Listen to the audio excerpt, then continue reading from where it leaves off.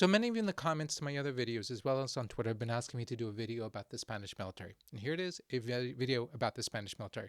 I do think this is actually a very interesting topic because Spain, the Spanish military, like the Italian military, is often overlooked, and it's probably larger and more capable than many of you actually would imagine it is. In fact, it's so large that while of course, one can ask the usual questions like, why does Spain spend so little on its military? Because until recently, it was spending well below 2%. It's only this year that the leader has said, Sanchez has said that they're going to spend 2%. So, and you could say that they could spend more money and it'd be great, but you could also flip it around and ask, why does Spain spend as much money as it actually does? I think that's a really interesting question, because why does it need a military? What's the whole point? So I'm going to get into that in this video. My name is Michael Shirkin, and welcome to my YouTube channel, Pax Americana, a conversation about world affairs, global conflict, military strategy, and anything else happens to be on my mind. And of course, if you like this video, please hit like and subscribe. It really helps my channel. And if you feel so inspired, you can please feel free to throw some money, put some money into my tip jar, or even get a membership. You can do it either via YouTube. There's some buttons here, join and then like. And then there's also on the description, I put a link to my Buy Me a Coffee site for doing the same thing. Thank you very much in advance. All right, so in this video, I'm going to divide this video into 3 basic parts, and I'm going to put timestamps in the description so that you can jump around. The first part is I want to give an overview of the Spanish military, like how big, how much money, what do they have, that kind of thing. And the second, I want to look at the question of what is Spain's military even for, and Spanish military policy. And also this question of what does Spain even spend as much as it does? Like, why does it have such a large military? That kind of thing. And then in part 3, I want to try to put it all together and think about, well, are they on the right track, Spain? Like, does this make sense what the Spanish are doing? Part 1, overview of the Spanish military. Spain spends a lot of money on defense, at least in objective terms, although they have spent relatively little compared to as a percentage of GDP. In fact, they're the lowest spending country in NATO, European country in NATO with respect to percent of GDP. So in 2024, Spain spent $22.27 billion on defense. That's not nothing, which put it number 10 in terms of military spending in objective terms. But then it spent in 2024 1.28% of GDP, which I believe is the lowest in NATO. Now, the total size of the Spanish military, not including the Civil Guard, which is technically part of the military, is about 133,000 active soldiers and 15,000 reservists. Of these, 76,000 active duty are in the Army, 21,000 are in the Navy, and 23,000 are in the Air Force. Let's focus on the Spanish Army first. Okay, so 76,000 active duty, that's a little bit larger than the British Army. It's organized into 2 main divisions. There's the division Saint-Martial, which is where they put all their rapid deployment, specialized skills, the paratroopers, the airborne ops, mountain infantry, special ops, that kind of thing. And then the second division is what they call the Division Castillejos, or as my kids like to make fun of it, it's Castillejos. But command of combat brigades for national or international missions. So the Castillejos division is really where you've got the conventional warfare capabilities of the Spanish Army. And honestly, those capabilities are fairly robust. So a few things of note about the Spanish Army. First of all, they have a lot of tanks, at least in relative terms. They have 239 Leopard 2E tanks in 4 regiments, and 80 to 100 Leopard 2A4 tanks in 2 regiments. So that's actually more tanks, more main battle tanks than Britain or France or Germany. They also just started taking delivery of a new 8x8 wheeled vehicle called the VCR Dragon, which comes in many variants, including an infantry fighting vehicle. They have a tracked infantry fighting vehicle called a Pizarro, which started entering service in the early 2000s. The Austrians have a variant. They co-developed it with Austria. The Austrian version is called the Ulan. Spain also has 18 Italian Centauro tank destroyers and maybe 800 BMR Pegaso APCs that they are now starting to replace with the Dragon 8x8s. Spain has no MLRS. They got rid of the last one in 2011, which makes sense in 2011 because you could ask, what do they need them for? But they did decide I'm sure thanks to Ukraine that they need some. So they just signed a $700 million deal with Elbit for new Israeli made systems. I don't know how many. All of this works out to 4 fairly robust heavy mechanized brigades, which means that, yes, Spain could generate and sustain heavy brigades for a while. And that's really pretty useful. So that really kind of puts them on par with France and Germany and maybe even ahead of Britain in terms of their ability to generate that kind of force.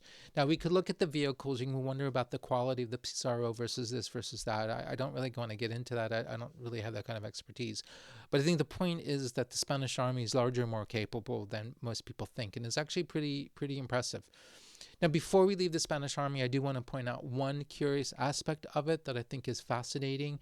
It's one of those things that makes the Spanish army, I don't know, it's got a lot of flavor and a lot of character compared to some other armies. And that is the existence of the Spanish Legion. Spanish Legion, obviously, it invites comparisons with the French Foreign Legion.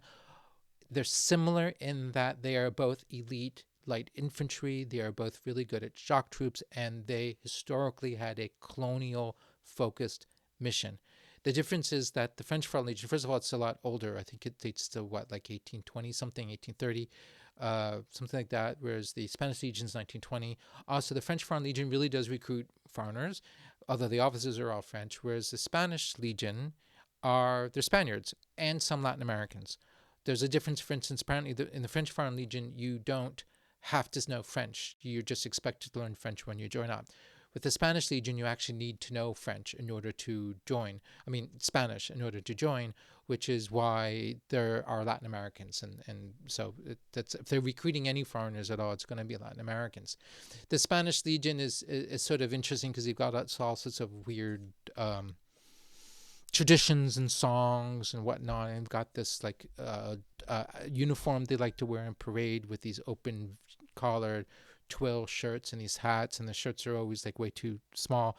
I don't know what that's all about. I do know that the open chest thing is supposed to represent the Spanish Legion's readiness to rough it, and that they are not like, the idea is that before then they would have had, soldiers would have worn these sort of like high collared button shirts and whatnot, whereas these guys are all sort of, they're rough and they're ready and they're ready to go.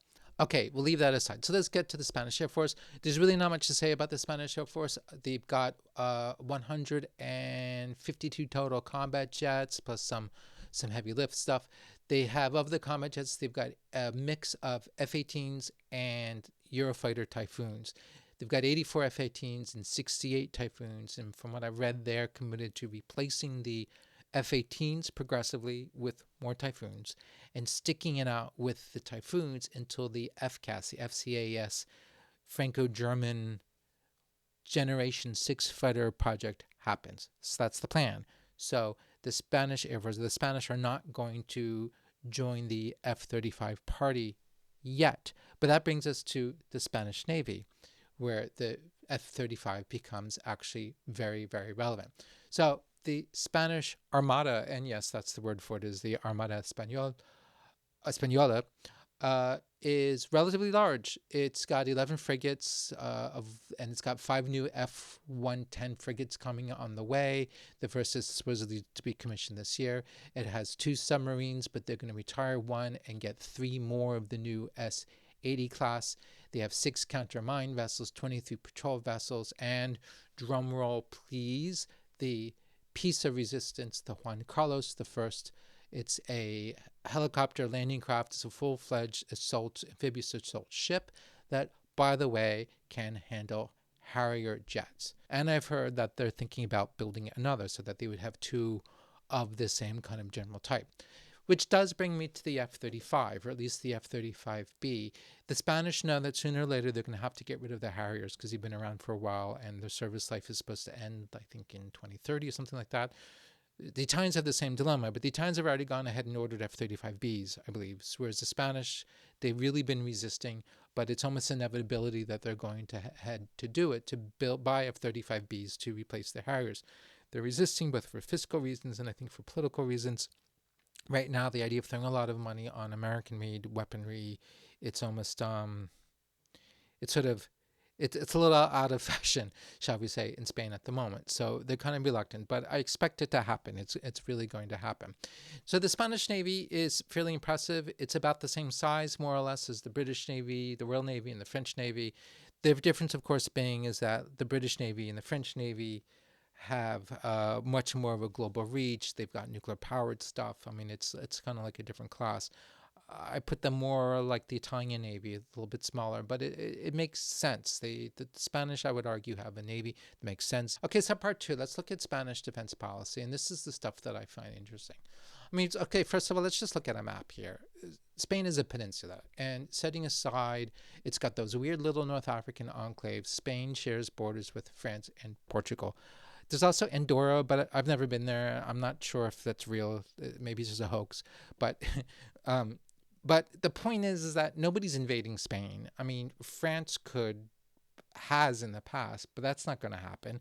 And nobody's going to get through France in order to invade Spain. I mean, you got to get through France, which has nukes, and then you got to get over those mountains, which are serious. So, like, that's not going to happen.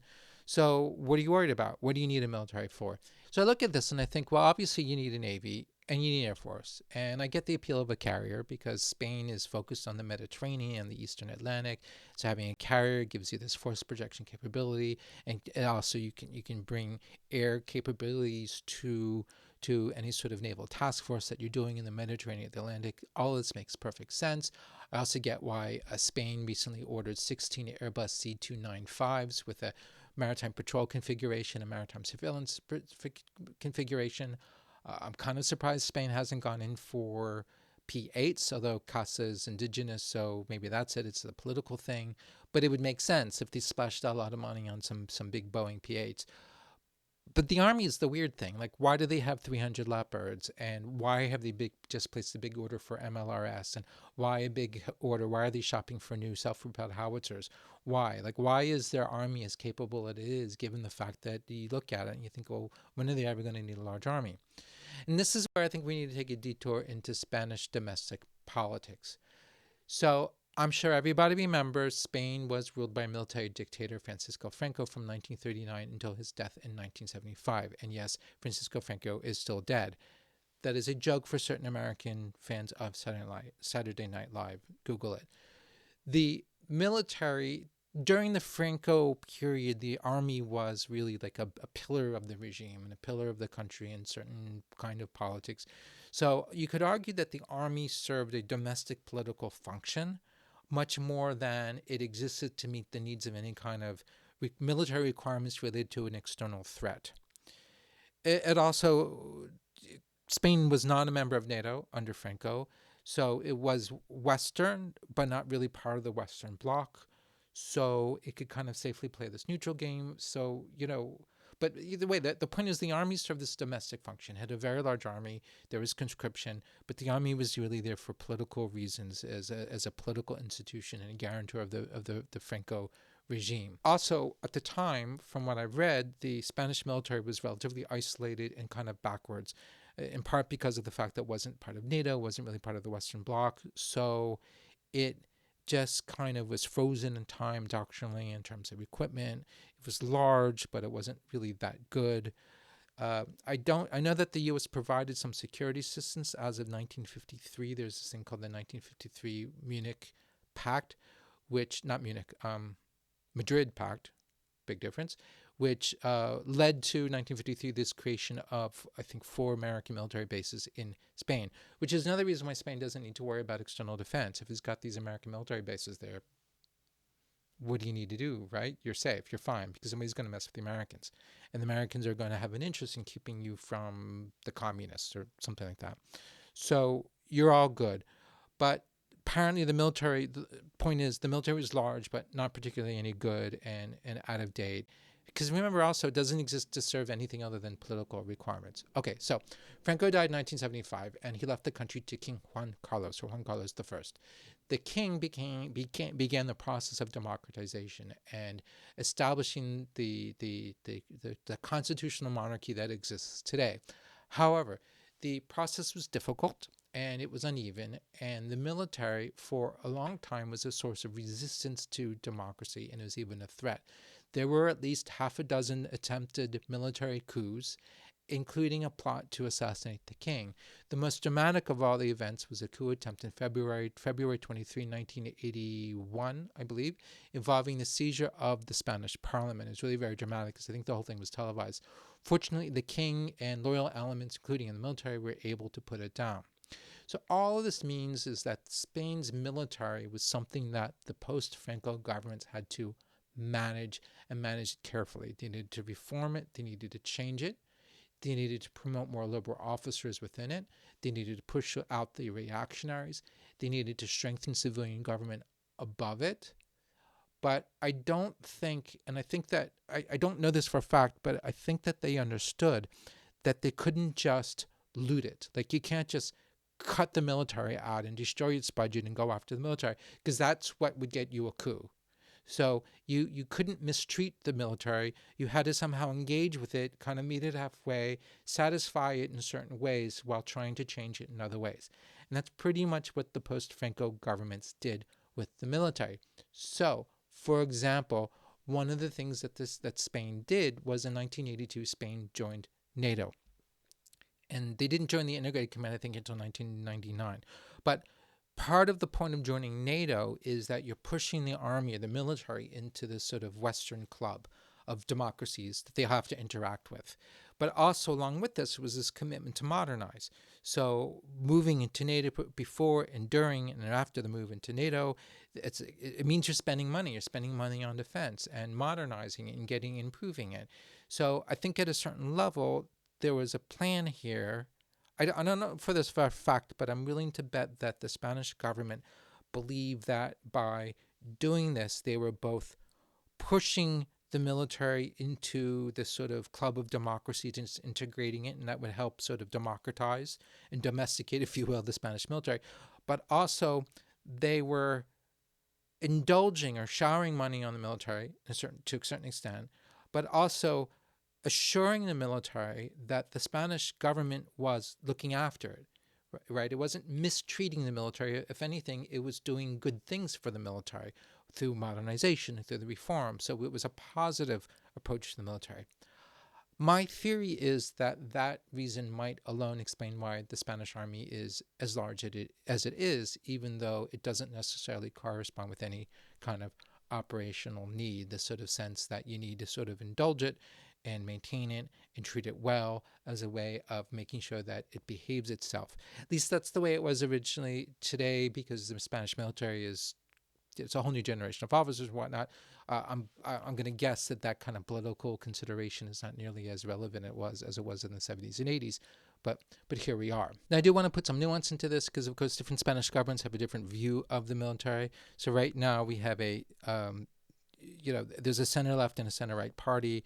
And it's always true, in European politics, when you're in the center-left and center-right, you're fairly good with the military and certain things. But then the farther you go to the left and the right, the more you get into like tanky politics. And then that's when you've got this whole, the famous horseshoe phenomenon.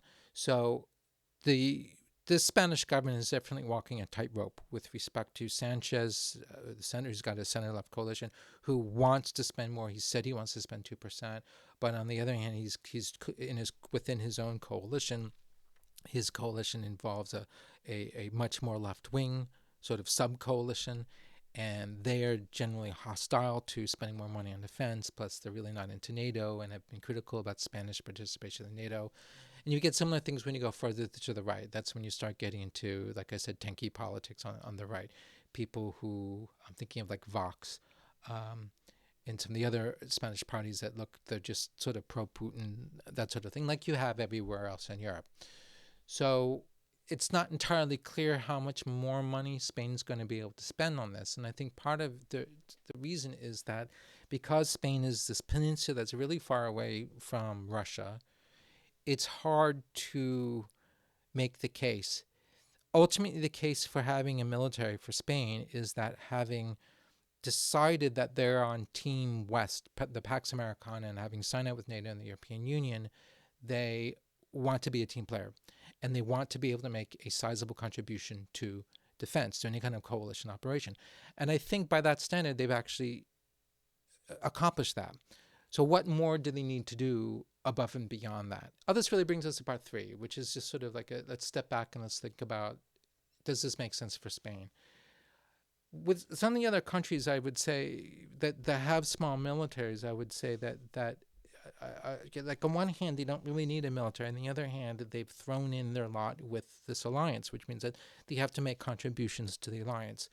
Spain, I believe, has done this because Spain, by spending as much money that they have a capable Navy, Army, Air Force, and they have, among other things, an army that's capable of generating at least one competent mechanized brigade that could, we presume, handle high-end conventional warfare. I mean, these are all presumptions because they've never been tempted, but it certainly looks like that on paper. And from everything I read about the Spanish military makes me think that these guys are competent, that they can handle themselves. Of course, the shock of reality, who really knows? And hopefully we never really find out. So it's got to find military. Does it need to do more? Does it need to go above and beyond? If you're not Great Britain with global aspirations, or if you're not France with global aspirations, it's sort of hard to say you need anything more. So I'm going to come down this line that Spanish military is fine. It's good. It's large-ish. But this is not a case where I'm going to say, hey, guys, you need to spend more money.